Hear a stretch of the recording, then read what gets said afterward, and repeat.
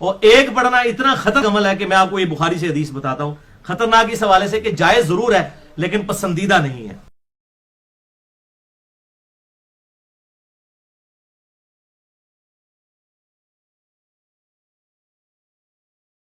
ایک پڑھنا اتنا خطرناک عمل ہے کہ میں آپ کو یہ بخاری سے حدیث بتاتا ہوں، خطرناک اس حوالے سے کہ جائز ضرور ہے لیکن پسندیدہ نہیں ہے۔ یہ سن لیں آپ حدیث بخاری میں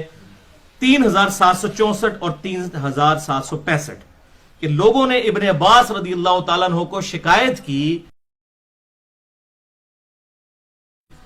کہ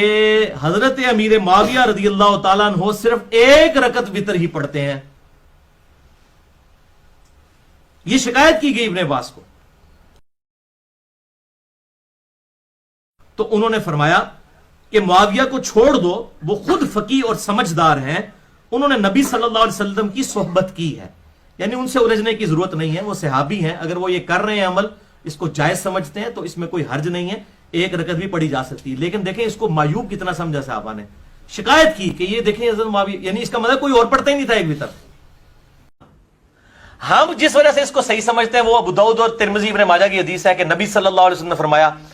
کہ وتر مسلمان پہ اللہ کا حق ہے، جس کی مرضی 5 پڑھے، جس کی مرضی 3، جس کی مرضی پڑھے 1۔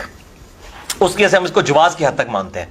لیکن اس حدیث کی بھی تعویل ہو سکتی ہے کہ وہ 1 پڑھے گا تو ساتھ 2 ملائی بھی ہوں، یہ بھی ہو سکتی تعویل۔